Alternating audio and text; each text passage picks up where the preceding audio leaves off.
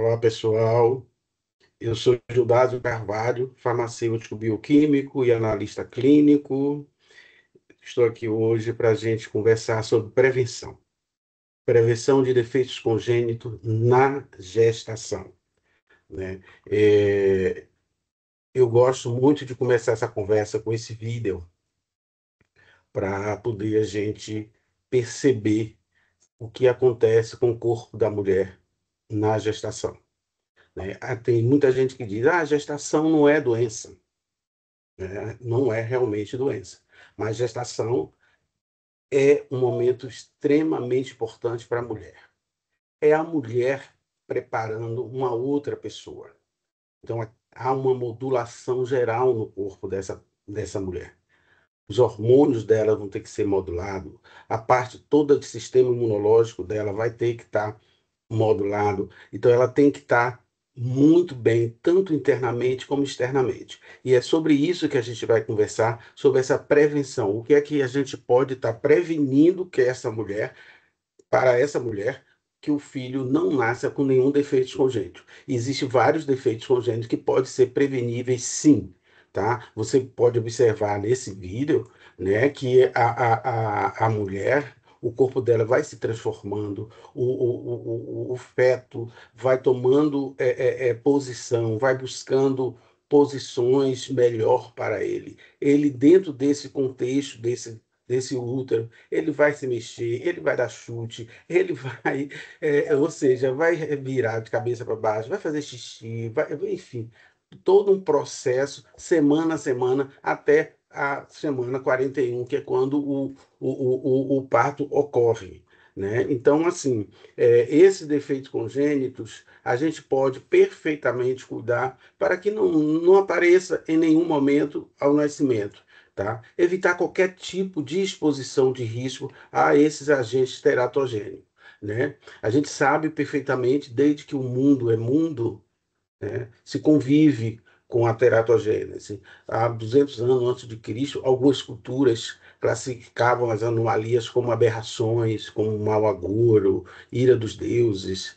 As reações de cada cultura eram diversas. Algumas serviam até de inspiração na arte, na mitologia, na religião. Outras deixavam o bebê com malformações em feiras livres para que andantes levassem para adotar ou escravizar. Outros deixavam até à mercê da natureza para que morresse. Né? Então, assim, existem exemplos eu trago aqui para vocês exemplos de inspirações na antiguidade. É, essa furiosa mãe do templo de destruição e morte, a Kali, você vê que ela é uma deusa com vários braços. Isso aqui foi inspirada exatamente no defeito congênito, onde a criança nascia com vários dedos. Você tem aqui o deus grego dos Janos, né, que é o deus dos começos e dos finais. Né? Ele representa o passado, o futuro, que foi simplesmente inspirado numa criança com um chifópago. E assim vai, né? Com a evolução dos tempos, o conhecimento foi surgindo e esse quadro começou a se modificar, né? E aí vem o período da avaliação do risco, né? A partir de uma experiência lá no Japão, na Baía japonesa de Minamata, lá por volta de 1953 ou 1956, um grupo de trabalhos da Universidade de Kumamoto, né, identificou uma doença causada por ingestão de grandes quantidades de peixes e marisco com metilmercúrio, né? Daí ficou evidente de que os fetos eram altamente sensíveis ao metilmercúrio. E essa doença foi denominada doença de Minamata, que é uma doença neurológica grave, né, causada por essa contaminação, essa intoxicação por mercúrio. Daí a evolução da compreensão dos mecanismos da malformação foi crescendo, crescendo, até surgiu o despertar da ciência, onde desenvolveu-se a teoria pré-formista, né? Foi apoiado o Jean e o Lázaro Spallanzani, onde ele desenvolveu, né, defendeu, na verdade, a ideia de que o desenvolvimento do embrião nada mais é do que era um aumento do tamanho de um ser de miniatura já pré-existente, num gameta. Eles achavam que o espermatozoide, né, o sêmen, na verdade, era apenas um estimulante para que aquele produto, como eles chamam, aquele gameta pré-existente, ele crescesse. Já na década de 1820, né, Etienne, que hoje é conhecido como o pai da teratologia, né, ele começou a fazer experiências em ovos de galinha, né, que vieram apoiar esse conceito de epigenética, desenvolvimento do embrião a partir do zigoto. Né? Mais adiante, nós temos a presença no nosso meio da talidomida, né? Onde a percepção do mundo acerca da segurança do interior do feto mudou drasticamente. Em 1961 foi quando foi lançado, né? Se tornou de conhecimento público os terríveis efeitos do aparentemente inócuo, era um sedativo que era muito usado para enjoo matinal, tá? A talidomida, ela tem um efeito onde ela inativa a enzima Cerebion, né? E ela é muito utilizada hoje para hanseníase, lúpus eritematoso sistêmico, artrite reumatoide, mieloma, enfim, hoje é utilizada em diversos tratamentos. Então, mas ela é uma droga reconhecidamente teratogênica, onde você tem defeito de membros superiores, defeito de membros inferiores, como você vê aqui na foto, e é muito, muito, muito, muito grave o uso dessa droga da talidomida. Em seguida, você tem a era da biologia molecular, né, onde você tem o sequenciamento do genoma humano e outras espécies animais, onde assegurou o sucesso e o progresso tecnológico da reprodução assistida. Né? Hoje você consegue fazer uma reprodução assistida com muito mais segurança em função das técnicas de biologia molecular desenvolvida. Né? Hoje você já trabalha com edição genética, onde você consegue fazer uma substituição do erro genético no DNA do indivíduo. Hoje a compreensão da teratologia evoluiu bastante, né? E os agentes teratogênicos passaram a ter suas definições, né? Esses agentes teratogênicos, o que seriam esses agentes teratogênicos? Na verdade, eles são substâncias ou fatores que podem causar defeitos congênitos ou anomalias no desenvolvimento fetal durante a gestação. Esses agentes, eles podem ser químicos, eles podem ser físico ou biológico, que podem afetar o desenvolvimento do embrião ou do feto, produzindo uma alteração estrutural ou até funcional, né? E que são esses agentes? Que agentes são esses? Esses agentes, eles são substâncias químicas, como medicamentos, drogas ilícitas, pesticida, metais pesados. Eles podem ser também radiação, né? Uma exposição à radiação ionizante, como raio-x ou radiação nuclear. Infecções, certas infecções como rubéola, toxoplasmose, zika, enfim, fatores ambientais como substâncias químicas no ambiente, o tão conhecido PCBs, que é o bifenilos policlorados, são extremamente prejudicial à saúde do bebê. Alguns agentes que eu trago aqui para vocês, alguns agentes teratogênicos, como as doenças maternas, que devem ser evitadas nesse período de gestação, HIV/AIDS é uma delas, diabetes, depressão, tuberculose, epilepsia, outros, outras doenças também podem afetar o bom desenvolvimento do bebê. Drogas ilícitas, na verdade, né? Álcool, cigarro, medicamentos, né, utilizados para reduzir a ansiedade ou induzir o sono, xaropes para controlar a tosse, descongestionantes nasais podem estar afetando o bom desenvolvimento da criança, do bebê, né? E as drogas ilícitas, como maconha, cocaína, êxtase, crack, isso são extremamente teratogênicos para o bebê. Não deve ter usado não deve ser usado em nenhuma fase da gestação. Alguns outros agentes teratogênicos, como agentes que causam infecções, como a Zika vírus, a infecção com citomegalovírus, toxoplasmose, herpes, rubéola, sífilis, varicelas, podem sim também afetar o desenvolvimento do bebê. E medicamentos, que é muito comum mulheres gestantes sem saber e querer utilizar. Por isso que a gente aconselha que mulheres gestantes não podem usar nenhum tipo de medicamento sem uma orientação adequada do médico, do profissional farmacêutico, do profissional especialista em cuidados para gestantes. Né? Você tem o misoprostol, você tem o talidomida, que eu já citei aqui, você tem antialérgicos, a depender do antialérgico, ele é extremamente nocivo ao bom desenvolvimento do bebê, anticoagulantes, antifúngicos, antidepressivos, todos esses têm que ser muito bem cuidado para não trazer nenhum tipo de alteração no bom desempenho, no bom desenvolvimento dessa criança, desse bebê que está sendo formado. Né? E temos também o uso de determinados termos que causam certa confusão às pessoas. Malformações, anomalia congênita e defeitos congênitos. São termos muito similares, porém têm significados diferentes. Quando a gente fala em malformações, a gente está se referindo especificamente a alterações morfológicas ou estruturais, como, por exemplo, defeito do tubo neural.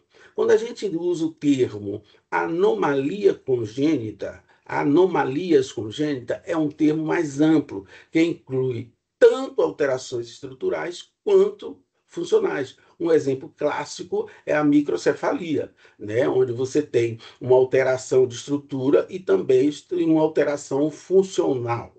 O outro termo muito utilizado, que a gente, inclusive é tema da nossa aula aqui, né, é defeitos congênitos, que se refere à anomalia congênita que causa problema significativo de saúde ou alteração funcional. Por exemplo, fenda labial e palatina é um exemplo clássico de um defeito congênito que a gente lá na frente vai estar vendo melhor como isso ocorre e por que isso ocorre.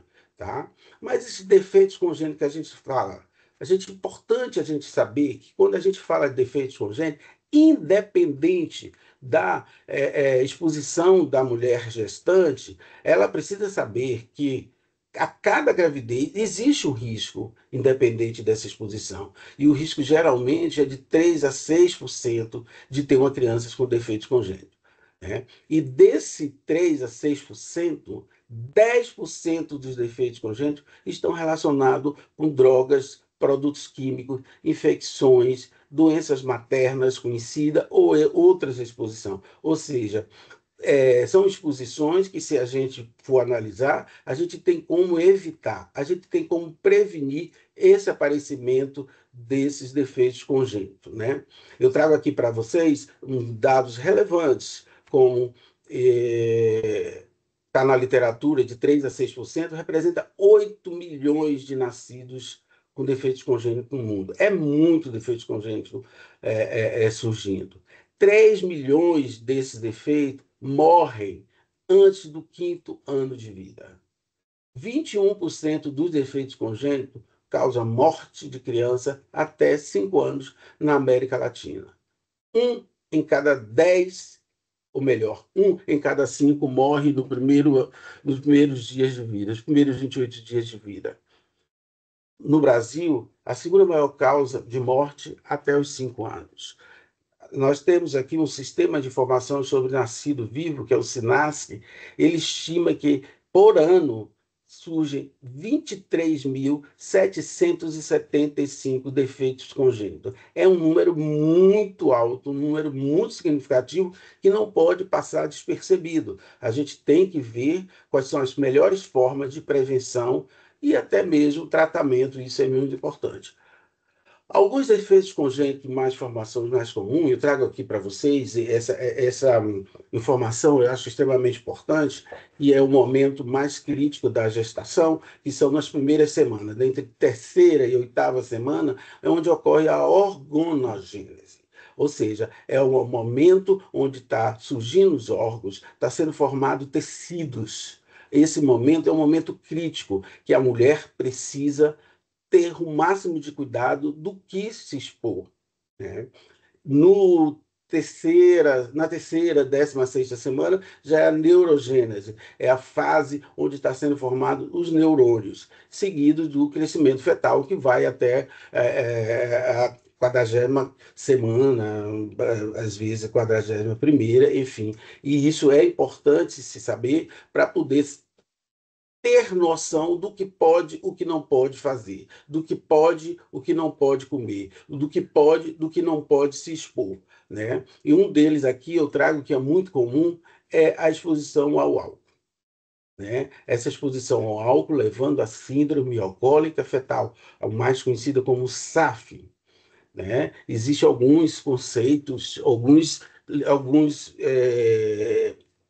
algumas informações na literatura que diz que um copo de bebida alcoólica no período gestacional pode ser danoso para o feto.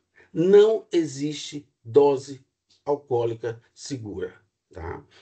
É uma doença mais corriqueira, que é a síndrome alcoólica fetal, onde ela traz características fundamentais dela é o retardo mental, né? Ele apresenta defeitos, né, cognitivos no aprendizado e na memória em torno de 50% a 70% dos indivíduos, retardo de crescimento fetal, ele traz anomalias crânio-faciais, defeitos cardíacos, problema neurológico, ou seja, não existe compatibilidade de gestação com bebida alcoólica em nenhum momento, nem no início, nem durante, nem no final da gestação. Não é aconselhável o uso de bebida alcoólica. A criança de mães que fizeram o uso de bebida alcoólica, ela nasce com alterações, principalmente alterações faciais. Você vê aqui essa fenda encurtada, né? Essa fenda da pálpebra encurtada. Você vê que a criança vem com o nariz pequeno, tá? A gente vê uma hipoplasia molar, você vê que é o chamado maçã do rosto, ela vem hipoplásica, o lábio superior vem fino, o lábio superior, né? E o filtro longo e plano, isso aqui é o típico, é o rosto típico de uma criança com síndrome alcoólica fetal, em função da mãe fazer uso de álcool durante a gestação, né? Alguns outros defeitos congênitos que eu acho que é importante trazer aqui para todos terem conhecimento e que são alterações, né, que são defeitos congênitos que podem ser evitados, né, quando ela é bem planejada a gravidez, né? A anencefalia, que é a ausência de grande parte do cérebro e do crânio, é incompatível com a vida, né? Uma ultrassonografia pode dar o diagnóstico perfeitamente. Você tem também uma muito comum, que é a espinha bífida. O que seria essa espinha bífida? Uma formação da coluna vertebral, onde a medula espinhal não se fecha completamente. Tá? Não se sabe ainda direito qual é a causa, ainda é desconhecida, mas o que sabe é que a carência de vitamina B9, né, o famoso ácido fólico, ele pode gerar essa alteração.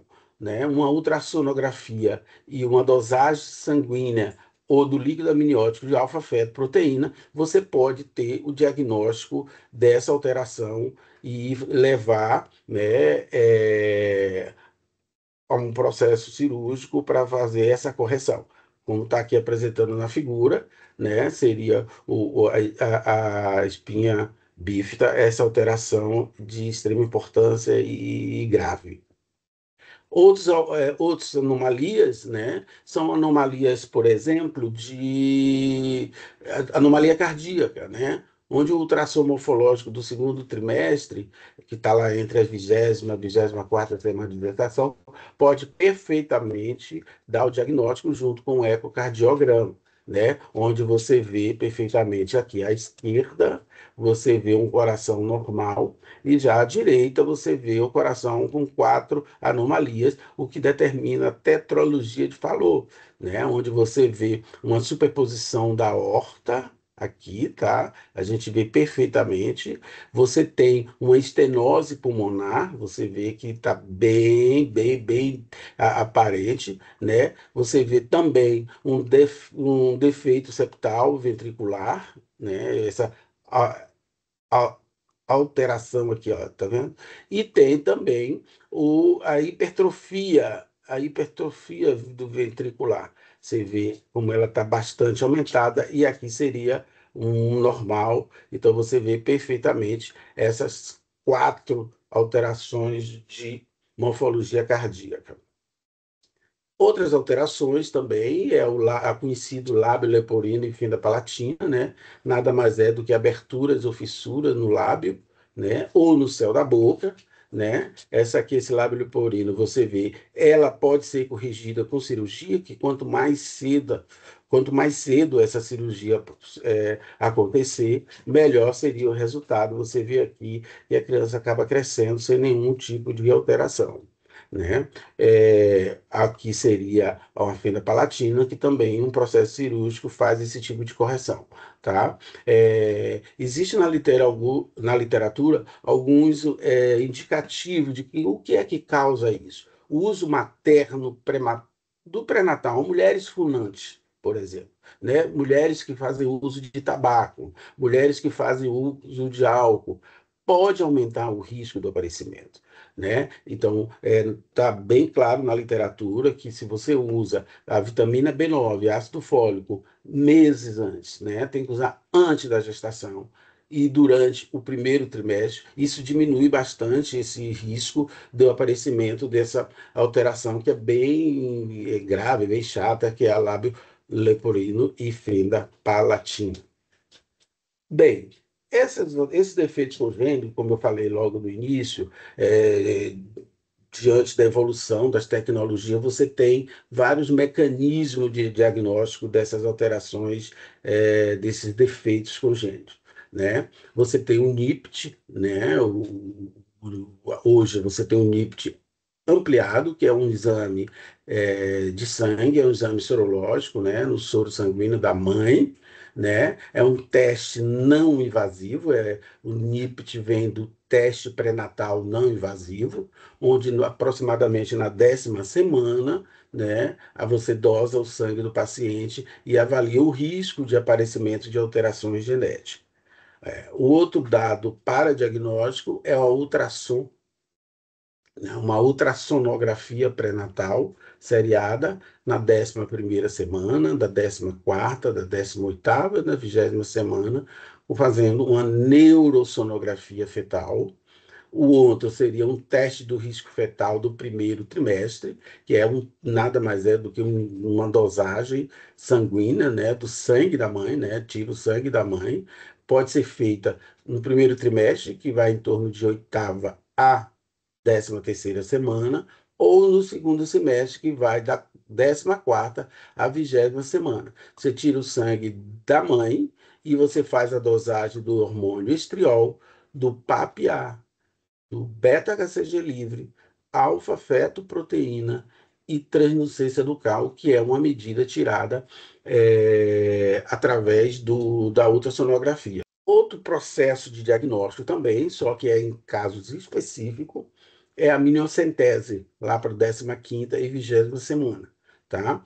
É um procedimento bastante invasivo, não, não é indicativo para qualquer gestante, tem que ser muito bem indicado, e essa amniocentese, que é a retirada de uma parte do líquido amniótico, ela é feita por um médico especializado nesse procedimento, né? Você tem também a triagem neonatal, né, são exames que você faz logo quando a criança nasce, né, o famoso teste do pezinho, que hoje já está bastante evoluído, né, onde você tem testes que você consegue diagnosticar diversas doenças logo no primeiro mês de vida, que é importante, que consegue prevenir defeitos congênitos, né? Alterações do bom desenvolvimento da criança, né? Além disso, nós temos os testes moleculares, né? O conhecido ACG-Array, né? Que nada mais é uma dosagem de amostra biológica, né, do sangue, onde você tem uma hibridização genômica comparativa. Você vai fazer uma comparação no processo de hibridização e você vai avaliar se a criança se tem algum tipo de alteração que possa ser detectada nesse teste, né? E por fim, um outro teste muito também conhecido, que é a citogenética, né? Seria a base de uma avaliação genética, onde você vai estudar o número de cromossomos do indivíduo, você vai ver se esses cromossomos eles estão ideal em números, que são 22, os 22 pares de cromossomos, né? E o cromossomo sexual. Nesse exame, você vai avaliar como é que estão esses 22 pares de cromossomos? Eles estão alterados? Eles estão com algum tipo de deleção? Eles estão com algum tipo de inclusão? Como é que eles estão? Eles estão nos pares corretos? Tá? Como, por exemplo, na síndrome de Down, que não é um defeito congênito nessa condição, no cariote, você vai lá olhar no cromossomo 21, você vê que o normal seria ter dois cromossomos, você vai ver que tem um cromossomo a mais, que é o chamado trissomia do cromossomo 21. Esse tipo de diagnóstico você consegue ver perfeitamente na citogenética. Só que tem determinado tipo de diagnóstico que você não consegue ver. A citogenética é falha para determinadas doenças. Então, você tem o estudo do exoma, né? O exoma, porque a gente sabe perfeitamente, 80% das doenças genéticas ocorrem no exoma, né? Então, isso é um recurso bastante interessante.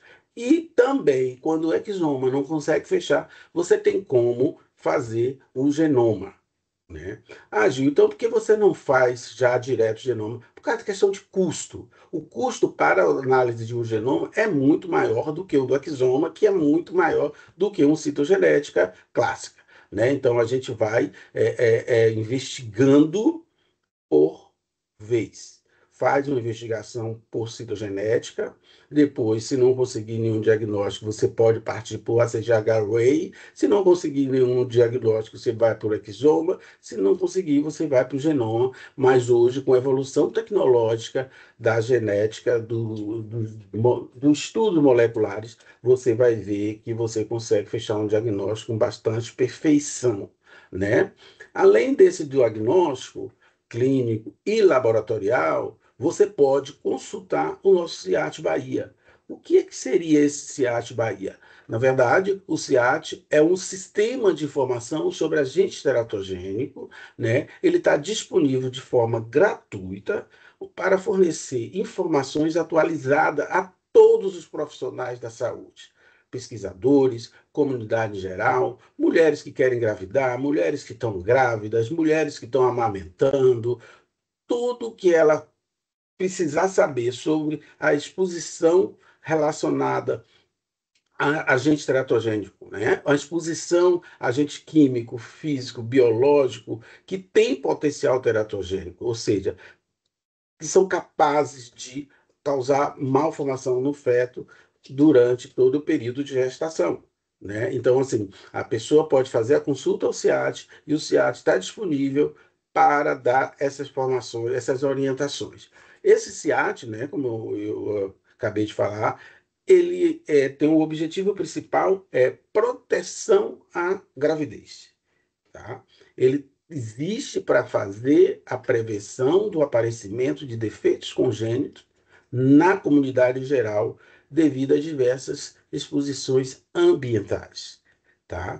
Um outro objetivo é fazer que o conhecimento da teratogênese seja cada vez mais aprofundado, né? E também desenvolver pesquisa nessa área de teratogênese, de quem tem interesse, né? Pode perfeitamente fazer esse contato com nós da nossa equipe do CIAT. O CIAT, ele é associado ao ENDS e ao CIAT de Porto Alegre. O ENDS nada mais é do que um sistema europeu, né, de teratogênese, né, onde eles tem um site, né, uma plataforma específica de agente teratogênico que acessa a esse banco de dados para poder obter as informações necessárias sobre a exposição de droga, né? E o CIAT de Porto Alegre, que é o primeiro aqui no Brasil, né? Ele surgiu lá na faculdade de medicina no Hospital de Clínica de Porto Alegre e depois veio aqui para Salvador, veio para outros estados, mas hoje a gente sabe perfeitamente que só existe, não é tão fácil manter um serviço desse, mas só existe o de Porto Alegre, né, e o de Salvador, né? No mundo ele é muito mais, ele é praticamente ele toma toda a Europa, né, vários países europeus, né, e fora da Europa também. E aqui no Brasil, como eu falei para vocês, ele está localizado em Salvador e Porto Alegre, né? Onde os pacientes, ou melhor, as pacientes, os médicos, os pesquisadores, né? Ele entra em contato com o sistema, né? Esse sistema CIAT, por meio da plataforma do, do site, né? Onde tem um local de você fazer a pesquisa, né? Na consulta, você preenche o formulário e a gente faz essa pesquisa e devolve para você, né? Para fazer essa pesquisa, existe um banco de dados específico, que é o reprotóxico. Ele é o mais completo que existe no mundo sobre teratogênese. Só quem é associado, só quem tem acesso, são pessoas associadas, onde você vai lá e você faz a pesquisa sobre o agente que você quer. Ele cobre fertilidade masculina, feminina, gravidez, lactação, desenvolvimento neonatal, ele tem lá estudos clínicos, experimentais em animais e in vitro, ele tem mais de 5.000 agentes e exposição. Então, assim, fazer prevenção, né, de defeitos congênitos, é importante que você tenha esse acesso ao reprotox, que é o mais completo no mundo, né? Essas estimativas, existem uma estimativa que o ser humano está exposto a mais de 5 milhões de substâncias químicas diferentes. Apenas cerca de 1.500 foram testadas em animais e apenas 30 em ser humano estão confirmadas como teratogênicos. Ou seja, existe uma dificuldade muito grande de você testar determinadas drogas em humanos. Por isso que os grandes experimentos estão voltados para animais.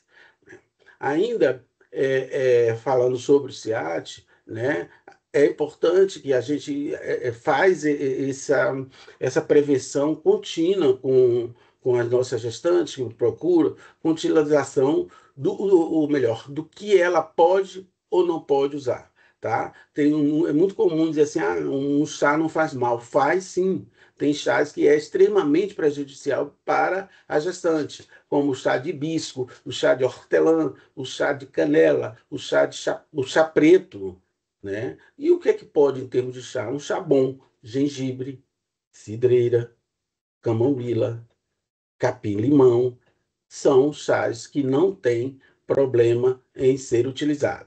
E com relação ao alimento? Com relação ao alimento, ela não pode fazer uso de determinados alimentos, né? Principalmente peixes e mariscos, né? Que podem ter o alto nível de mercúrio, que é muito danoso para o bom desenvolvimento do bebê, né?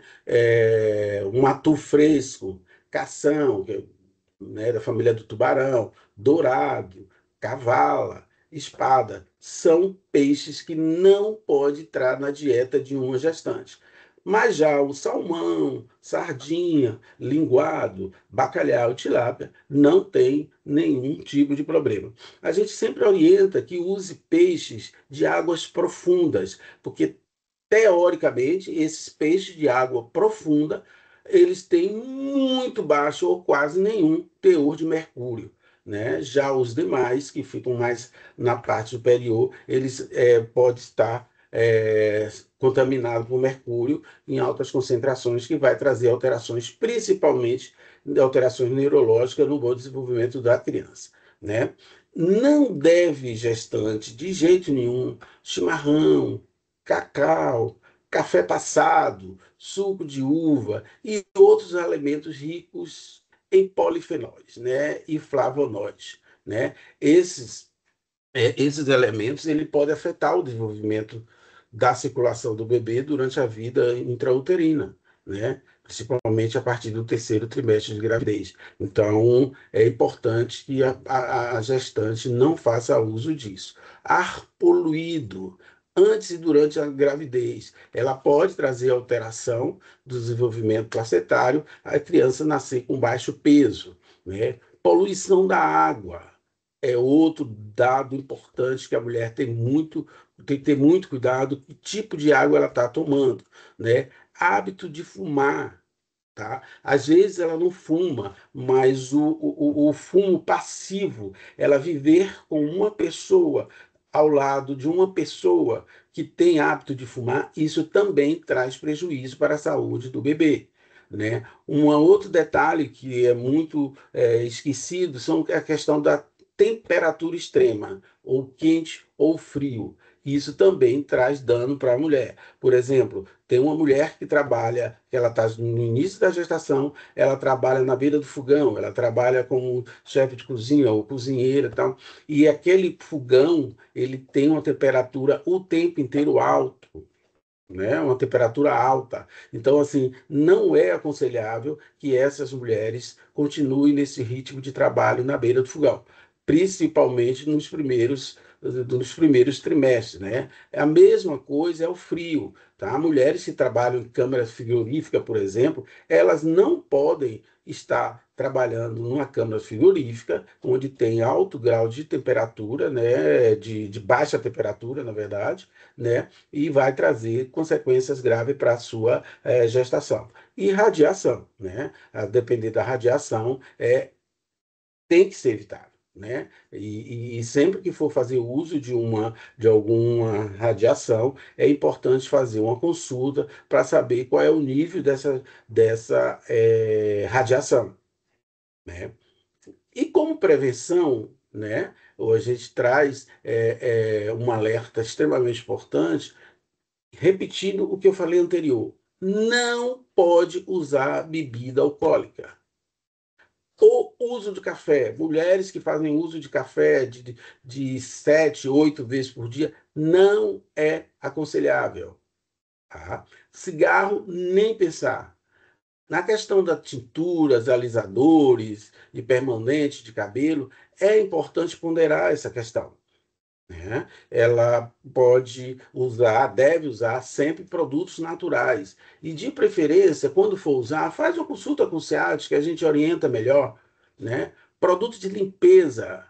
Tem determinados produtos de limpeza que é altamente danoso para o processo de gestação. Então, se você está fazendo, rotina sua fazer o uso desses produtos de limpeza, use um EPI, use uma máscara, por exemplo, né? Tintas em geral, tá? Solúvel em água e lá, se você for usar, use em lugar fresco, ventilado, abra a janela e com a proteção de máscara. Repelente, né? Em geral é seguro, né? E é necessário sempre que ele contenha menor que 50% do DET, né? E o mais indicado, o mais seguro, é a iucarilidina, né? Que é bastante segura.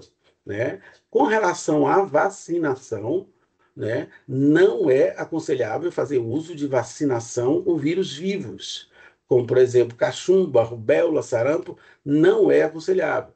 Tá? É aconselhável fazer um controle de doenças crônicas, como diabetes, hipertensão.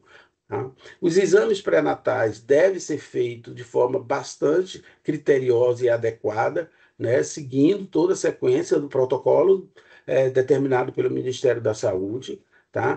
Evitar excesso de vitaminas. Ah, você está grávida, use vitamina. Não, não, não. Tem o uso de determinadas vitaminas que são extremamente danosos para a gestante, né? A exemplo da vitamina A, né? Que pode causar morbidade e mortalidade, né? Como eu falei anteriormente, a vitamina B9, né? Que é o ácido fólico, importante usar antes e nos primeiros meses, né? O protocolo indica que você use 0,4 miligramas por dia. As vacinas recomendadas, né? A Covid-19, o tétano, a difteria, qualquer luxo, gripe, hepatite B, né? É importante que a gestante siga o calendário do Ministério da Saúde para que as vacinas fiquem todas elas em dia, né? Ainda temos outras medidas, né, preventiva, que é consultar o CIAT, né? Como eu falei para vocês, como é que você vai consultar esse CIAT? Por meio do site nosso, que é o ciat.ufba.br, ou através do e-mail ciat@ufba.br, né? E como é que você vai consultar? Simplesmente você entrando nesse site, você vai ter aqui na lateral, onde tem essa seta e tem consulta, e ali você vai, preenche o formulário de forma detalhada e a gente retorna essa consulta em no máximo 3 a 4 dias. Essa consulta já está liberada, a depender do teor dessa consulta, porque tem consultas que vêm com muitos e muitos e muitos agentes, e aí o sistema é mais demorado, né? Quem é que pode consultar o CIAT na Bahia? Profissionais de saúde, mulheres que planejam engravidar ou já grávidas, médicos de crianças que nasceram com alguma anomalia e cujas mães foram expostas a algum agente externo, né? Algum agente, medicamento, infecções, radiações, exposições ambientais, tá? Também orientamos todas as nossas gestantes, a gente orienta com relação ao uso de medicação durante a gestação e durante também a amamentação. Então, seguindo, a gente é muito claro, né, nas nossas orientações, né? É, por isso que é importante que a gestante utilize o nosso serviço antes de fazer uso de qualquer medicamento ou qualquer exposição. Para terminar, o que a gente deixa, né, de conselho, se é que posso chamar de conselho, é que toda mulher planeje sua gestação, né? É extremamente importante o planejamento para que você tenha uma gravidez saudável, né? Existe na literatura uns números assim, mais de 55% das mulheres que engravidam não foram planejadas, né? Então busque informação. A informação é o primeiro passo para a prevenção. Planeje essa gravidez. É essencial lembrar que, embora os defeitos congênitos sejam um desafio significativo, mas tem como você fazer uma prevenção, um suporte adequado, e isso vai fazer uma diferença enorme na vida desses pacientes, né? A conscientização, né? Você precisa se conscientizar sobre os fatores de riscos, como alimentação, cuidados médicos, ambientes durante a gravidez, né, é fundamental. Então, assim, o que vou comer, o que vou beber, a que eu vou ficar exposta, isso é extremamente importante para que você tenha uma gravidez saudável sem maiores transtornos. Eu deixo aqui o nosso endereço, né? Nós funcionamos no Serviço de Genética Médica do Complexo Hospitalar Universitário Professor Edgar Santos, né? O conhecido Hospital das Clínicas, UPS, UFBA e EBSER. Ele é localizado no sexto andar do Hospital das Clínicas, fica ali localizado no Canela, né? Pode acessar pelos telefones 3646-3537 ou no e-mail ciat@ufba.br, né? Ou por meio da nossa homepage, né? Que nossa homepage, como mostrei anteriormente, você basta acessar lá e fazer a consulta. Obrigado.